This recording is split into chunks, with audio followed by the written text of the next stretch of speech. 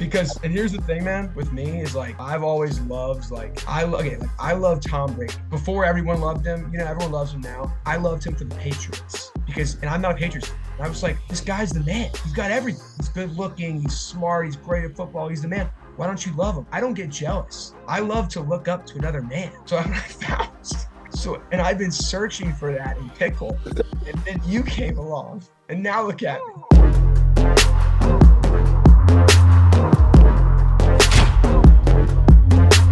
All right, we have Greg Dow on the podcast. He is a Challenger League legend of pickleball. He's also one of the, if not the funniest pickleball players. It's been a grind to get this guy on my podcast. He's got meetings all over the country. He goes on It Feels Right first with Rob and Stone. Finally, I got him on. Thank you for coming on. Dude, things are not in a good spot if you're having to have me on. 43rd best player in pickle. It's just but no, it's a pleasure to be on, man. Yeah, thanks for having me. So we're gonna get right into the recap of Atlanta.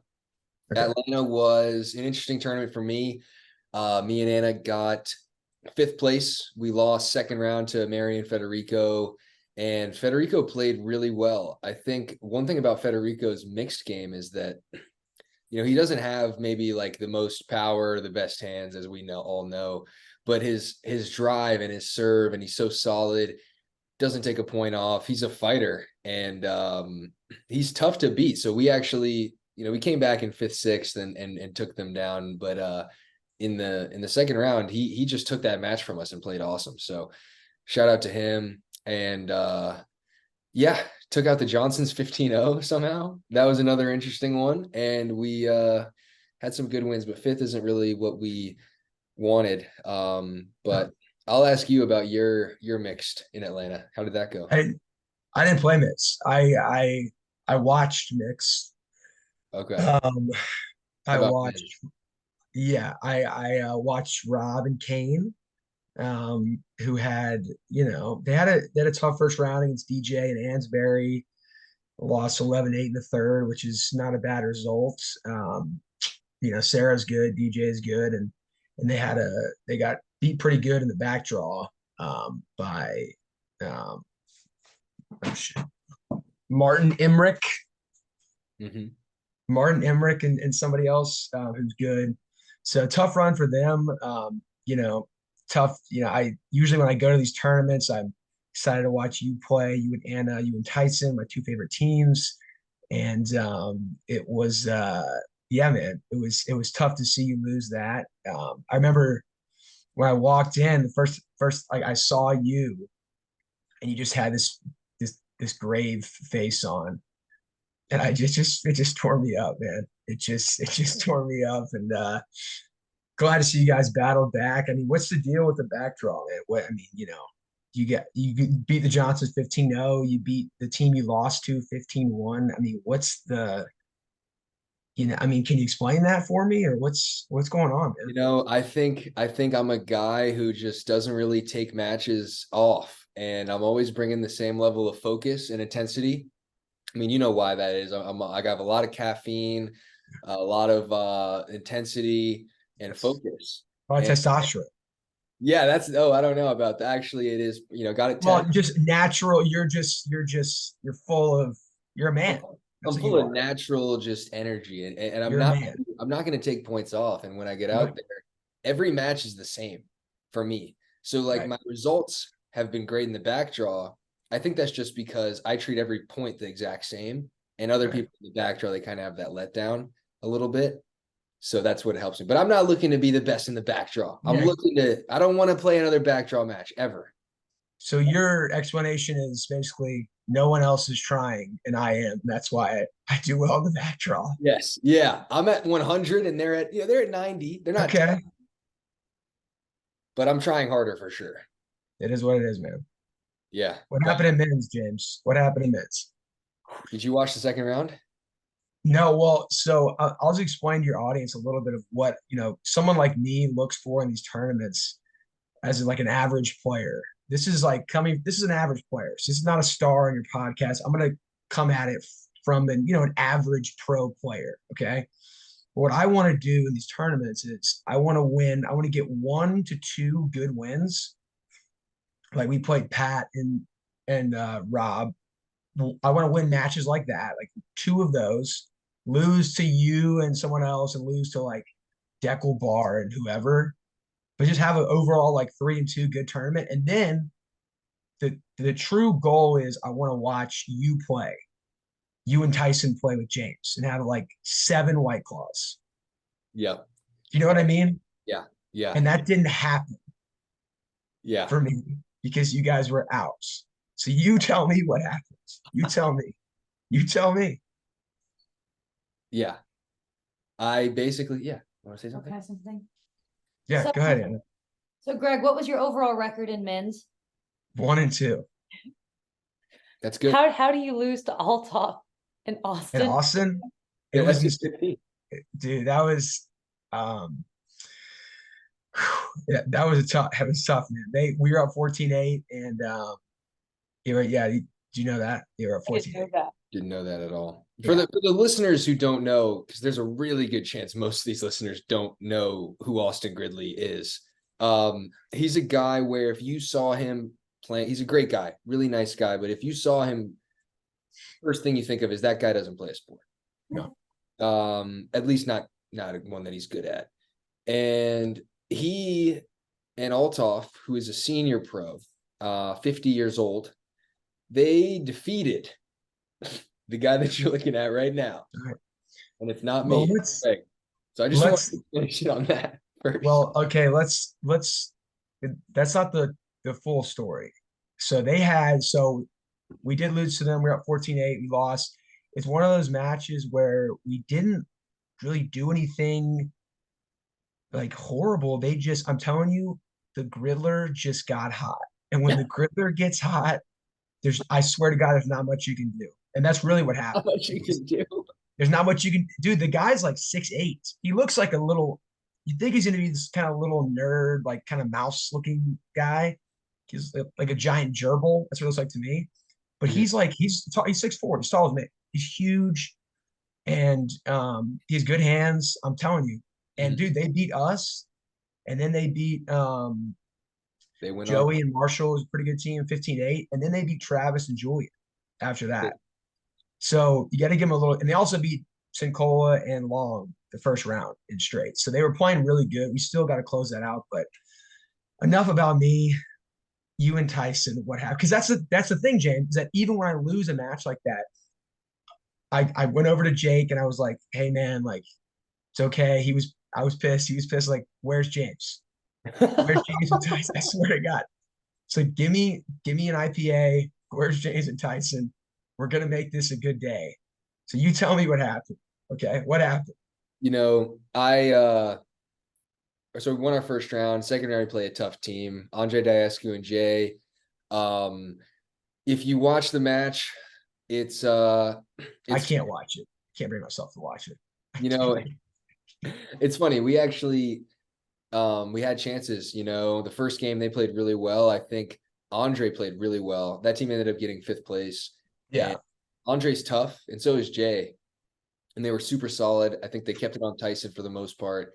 And they just were really, really solid.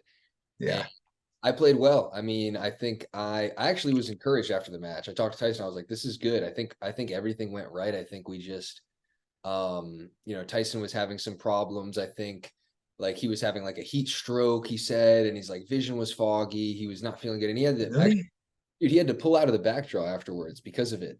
And he told me after, he's like, dude, I just wasn't feeling good. And I don't think it was like necessarily something that made us lose. I think we could have won anyways, but yeah, it's tough. It's hot out there, and I think I played well. I went back and watched the match and I was happy with how I played.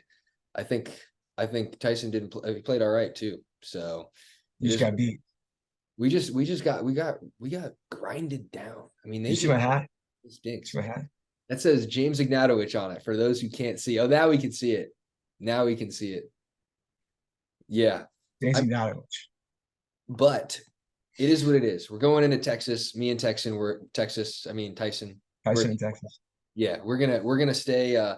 And for the people that don't know, I am coming back into the singles game, and I'm playing singles in Texas with an 006, which is a new Selkirk paddle, and it's one piece. It's way sturdier than the Halo. It feels really good. It feels gritty, and it's exactly the singles paddle that I've been looking for. Because for me, I don't really like playing singles with the 002. It's just not. It's got too much pop for me. Like I want to take big swings and have the ball get up and down and hit drops and hit those types of shots. And in singles with the 002, it was tough, but I've been playing singles with this 006, waxed JW in a rec singles game with it. Not that that means anything, because in rec he's not awake. Right. But I'm just saying it happened. I'm just telling you what happened. Speaking of singles, need your take on this, because I'm in this Discord. People are talking about this. It's Discord. Oh, yeah. Jake Kusmider got bronze at the Atlanta. He beat Dylan Frazier, Federico Staxrud, and Christian Alshon. And he had some huge wins, great tournament. But everybody at the tournament was coming up to me and saying to me that before the bronze medal singles match, Christian Alshon came up to Jake Kusmider and asked him to concede the match because his sponsors gave him prize money matching. I just can't even, I didn't want to believe that it was true. You're one of Jake's best friends. Tell us the truth, Greg. Well, it was true. I was there during the conversation, acting as Jake's aide of some sort. And yeah, man, Alshon went up to him and just said, and it wasn't in a malicious way. It wasn't like he was trying to be like, I don't know. He wasn't like trying to intimidate Jake or anything like that. It was just like, he just basically said like, hey man, my sponsor gives me an extra $500 or something like that if I get a medal in a tournament.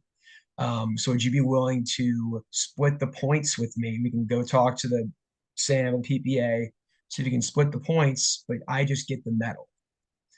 And then Jake was like, Jake's a nice guy. Jake was like, well, and I'm like, Jake, don't do that. I'm like, no, Christian. And then like a minute, like Jake's like, oh, I don't know, blah, blah, blah. And then Jake is like, well, I could ask you the same thing. My sponsor gives me money too. And when Jake said that, it was like, Christian's like, whoa, I would never do like the exact same thing, just Jake's way. Is like, what are you, crazy? Like, it was like, it was like, what are you, out of your mind? So yeah, I think so. It did happen. I was present during it, and I don't think he was like trying. I don't know. It was he wasn't trying. He was just. I don't know if he knows.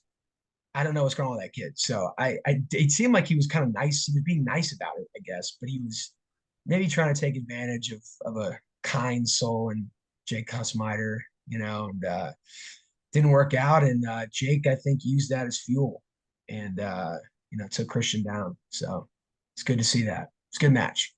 Yeah, Christian actually when Christian, so anyway, actually, I'm not going to talk about Christian. Jake got bronze and everybody was rooting for him and everybody was super excited that he won. And he actually chugged an IPA after the match, after the win against Christian.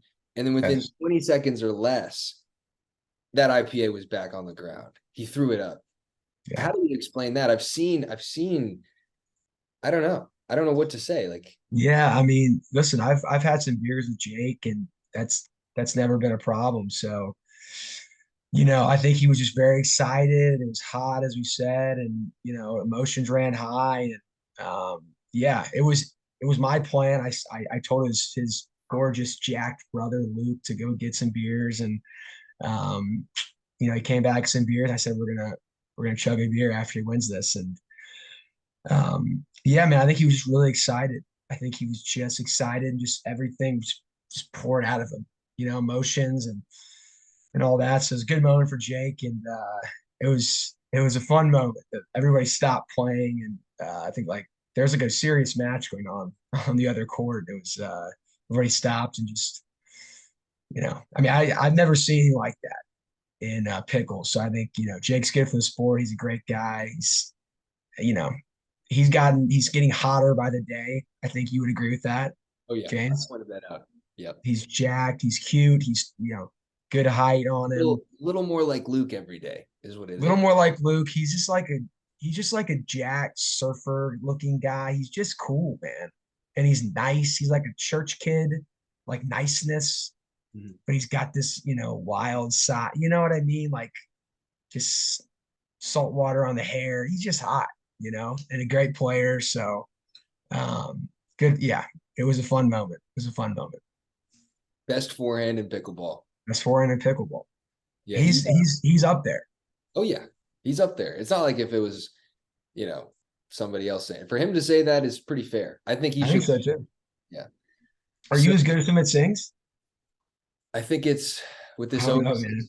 with this 006, I'm better, I think. I don't know. I mean, it's tough. I mean, what do you expect me to think? My career record is 5-1 against him. Are you against Jake? Yeah. Yeah, so I can't really think that I'm not better. I gotta think I'm better. True. But Close. we'll see. It depends on the 006. It's Yeah. this new paddle. I'm liking it a lot. But next tournament is Texas. After that tournament, we've got San Clemente, PPA before the MLP. Are you playing the PPA or just the MLP? I think so. Yeah. Okay. I'm gonna play that. What partners? I want to tell you about this hat. This hat. The hat is for children. The hat is so small. I mean, it's unwearable. I want to wear it every day. You know that. I want to wear that. We got to get some bigger sizes because it's just ridiculous. A child's hat. James. That hat, by the way, guys, that hat is available for purchase on picklepeacock.com. It's You put it in your room. You hang it up, and it's you don't wear the hat. It's too small, Greg is It's saying. too small. Yeah, it's for little tiny people's heads. That's fair. Everyone's trying. It looks like it's a child's hat. Anna and I are coming out with our own website. Here we have James Ignatowich hats on there that are fitting for people with normal sized heads, even large sized heads. Because I've tried to wear that hat. My little brother is 12 years old and he said it was too small. Yeah, it's too small for him. Yep. So that's a problem. Love the hat, but do you think that the hat is too small for you also because of your Korean pop style hair? I don't. I really do. Now I'm gonna put the hat back on. It's a K-pop haircut. Hide myself. I thought I got a decent haircut, man. I thought I got a decent haircut, and good, depending on which country you're in. Go to Korea, and they're gonna. I don't think the hair has anything to do with it. I think it's a bad hat, James. How about that? It's that too. Stupid hat. Oh man. So you're playing the MLP also. Yeah. Tell me about MLP and your experience with MLP. I think the Challenger League is maybe, and Anna thinks this too, just as fun, if not more fun to watch than the Premier League. There's just more characters. They're playing for, lots on the line. They really care. How $700. Well, no, I mean, but they've got a chance to move up. People don't want to come out. They're playing for their jobs a little more. It's like more of a, it's a cool feel. It's not like watching the G League or the NBA or something. Right. So how do you feel about that? Playing with Kane, playing with Nunnery, and Pablo's girlfriend now. Forget her name. Yeah, dude. I mean, we got a good team. Like Nunnery's good, man. Nunnery, I think, even he would say, like, back in the first MLP, like he was not the Nunnery of old. But I just played him and he beat me in the tournament. And he's good. He's got to be one of the best men's doubles players in Challenger for sure. I think he's getting better at mixed too. So Nunnery's really good. She's just money, dude. I mean, we all love Kane. She's just, gosh, she's good. Great hands, great athlete. And then this Martina Frantova, I don't know her. I've never seen her play. I am excited. I've asked around. I've only heard good things. So she might have to play mixed with me, which could be an issue.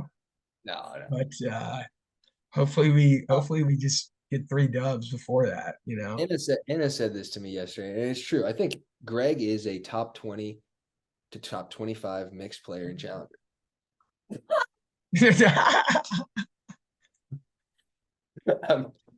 I think there's probably several females who are better being mixed. Legit. It's just I just don't, you know, I just don't like, you know, I'm just not, I'm not a mover. I don't have a good third shot drive. I'm just not. Playing with men. Do I? I like playing with men. I like men. I like James. I like Jake. I mean, I like Tyson. The women, they don't do it for me anymore. When I'm on the pickle court, Not anymore. not anymore. You know what? I did the first half with women and the second half with men. So yeah, there's that. That's a good way to do it. Yeah, exactly. Singles. What are your thoughts on men's singles for you, at least? I think I'm definitely the worst singles player in the Challenger League. No. Yeah. Dude, I'm telling you, I am one of the worst. That's a fact. I'm top 5 worst players. I can't move. I can't move. You're making a great argument for yourself to stay in Challenger. I'm gonna listen. I think singles is whatever, man. It's a crapshoot, you know. I agree. That's my new line. It's a crap. It doesn't even matter. It's a crapshoot. It's a crapshoot. I think I'm a top 10 for sure men's doubles player in Challenger, and I think I am a top 17. Okay. Top 17 mixed player. And if you look at player rankings, I've been 24th and 25th out of 48 for 24th and 25th. I've been average. That's solid. Okay. And guess what? Nothing wrong with average, James. There's nothing wrong with even slightly below average, right, Anna? That's even better. There's nothing for some people that's better, right? Nothing wrong with average, but I think you look at the stats, I'm an average player. Yep. That's what I think. I don't think I'm above average. I don't think I'm below. I think I'm average. So I think I'm definitely, and I have room to grow and mix. So I think I'll be on a challenge roster, 100%, bro. I got to do well in this tournament, but I'm gonna be fine. I'm not worried. I don't think you should be. I mean, I'm fine, dude. Who's gonna replace me, bro? What about Jake? That's the thing. Who's like? There's not that many. Okay, Scarpa, Kusmider. I guess there are some guys. Sobek, Dave. Dave is coming. Dave's coming. I mean, there are some guys, but there's not like that many dudes, I don't think, that are – I don't know. I just don't feel that pressure. I don't think so. I mean, Pickleball Dave he's not ready right now. You know, he needs a few more months. He's not at your level. I mean, I think he's his singles and mixed maybe, but his men's doubles, he's not where you are in terms of consistency. But maybe we should tell the people about that night. Greg and I and Hurricane Tyra Black, we were spending over an hour just watching Pickleball Dave highlights on his YouTube channel on like a Friday night at like 3 a.m. That was interesting. Yeah. No, man, we were in Charlotte, and I think we watched me and our match, and I would just rewind every hands battle that I want. You know what? And I went back and watched that match again, and I won a lot of hand battles. Let me just say that, like in neutral positions, I was winning a lot. But that's neither here nor there. So we watched that, and then we were talking about Dave, and we flipped on Dave does Pickleball Dave, and we threw old Pickleball Dave on, and yeah, man, the guy can play. He's got this interesting hair situation. Yep. Very, very interesting. Probably needs a haircut. Maybe he's got actually a Scarpa-esque hair. He actually just shaved his head to like this much hair. That's what I like. Yeah. That's what I like. I want it shaved. Yeah. Well, it was popping up, and he looked like an old school tennis player. Big groundies, playing at the Legacy. He was, I would say, even with you and hands at during these points that I watch. He can dink pretty well, good hands, good draw. I mean, he's a good player, and he just every point was his last. This was championship points. Oh yeah. That's what I noticed. Yeah. There's no messing around No. with Dave. I've never seen him even look at another court during No. practice. Nope. He doesn't. No. And there was a couple like little funny points, like, oh, hit the net. Oh no, not for Dave. That's not funny. Not for Dave. Not for Dave.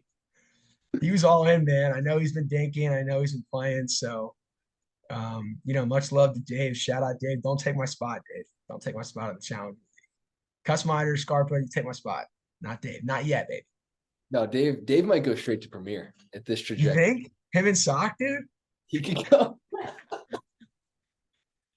He'll be we'll see, 2025 maybe is Dave's time. 2025. Could be. So I got to ask you this. There was a time, so last year, about exactly a year ago, was my first tournament, and I met Greg at my first ever tournament that I've ever played. And we had an interesting first interaction because I don't even really remember meeting you. I do. But you do. I do. Maybe walk us through that experience. Well, we didn't really meet then. I don't think. I just kind of looked at you for a while. But that was, we talked about earlier, the first half women, second half men. That's when this all turned for me. It's when, no, I'll tell you what happened. So we were at the APP Camden Open in beautiful Camden, South Carolina. And Anderson Scarpa was playing singles on center court.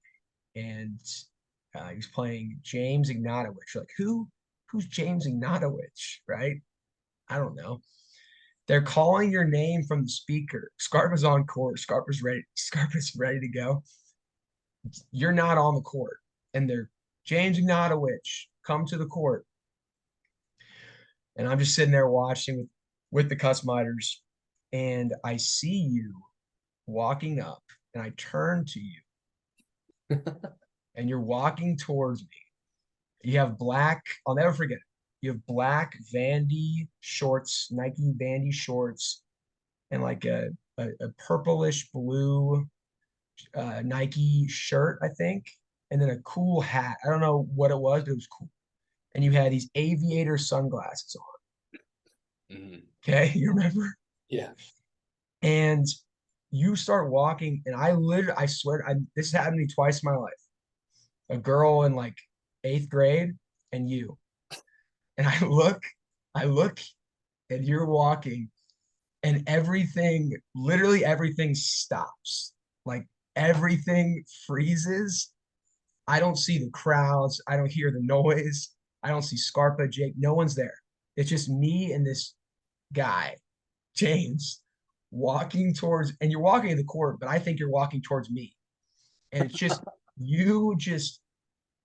and I've never seen anything like it before. I really haven't. It's not even the looks. It's just the swag. It's just, I don't know what it was, but I was just drawn to it. I swear, dude, this is real. I was just drawn to it. And you came up, and red as a beet. I was like, dude, what is going on? I'm like, the customer's like, dude, what are you doing? I'm like, I don't know this guy's got me in a trance, bro. He's got me in a trance. And again, it's been women my whole life. And we put that on. And yeah, man, I was just blown away. And you played Scarpa. And I remember there was one point and I'm like sitting there, I'm like, I don't know what to do the whole match. I'm trying to root for Scarpa, but I'm not really. I'm rooting for you. And I'm sitting there. And there's a point where you call a ball out and Scarpa questions it or something. and I like stand up. I'm like, because the point's like not. I like stand up. I tried to say that was in. I didn't see it, but I was like, I just wanted your attention. And I was just like, I forgot what I said. I was like, I couldn't even speak. I was like, just call it again or something like that. I was like, bad call or something. And you look at me, and I'm like high pitched. I'm like, bad call. And you look at me, you turn and look at me like I am just a speck of dirt on your shoes. So just like I'm nothing. I'm the biggest nerd in the world. He literally. And I told you before, but it really like it in that moment, it was just like because I was in love with you, and then it was like everything went down, like my whole life, like I couldn't.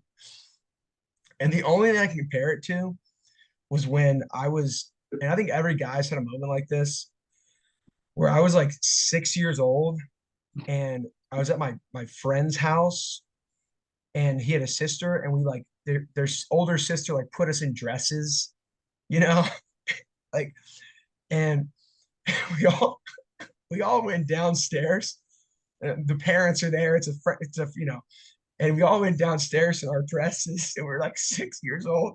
And I'll never forget the way my dad looked at me in that moment of just, you are no son of mine. Like, just like, you're not like, you're nothing. And that was the only moment, that moment.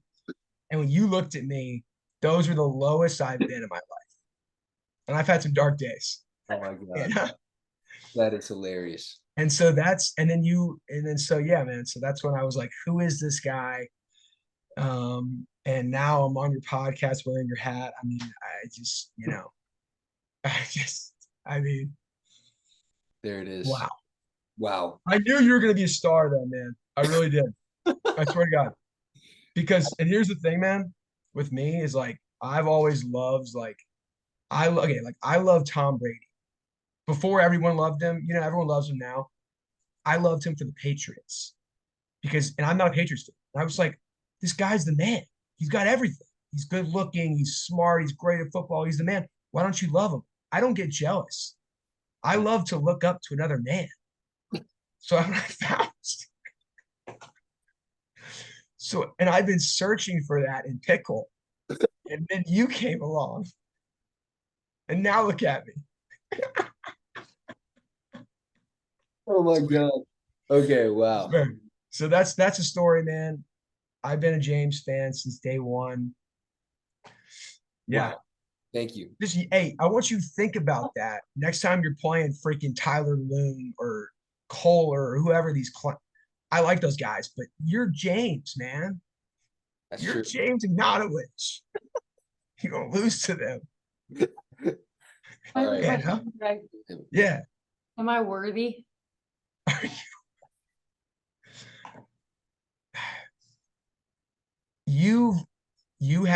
I think you are worthy. I've always liked you, Anna, not as much as James, but I've liked you. And I think you guys are a great couple. I think you are worthy of James. Did I have my doubts? Yes. But now that I've seen it, I can't get enough of it. Am I still jealous? Yes. But I think you are worthy, and I look forward to just seeing where this goes, man. I just, I'm seeing a couple of, I'm seeing a lot in your guys' future. You know that. I think we gotta end it now because it isn't gonna get better. Like I think we just shut it down right now. Okay. Just shut it down. Hey, I want you to shout out David Parker. David Parker. He's your second biggest fan. You know David.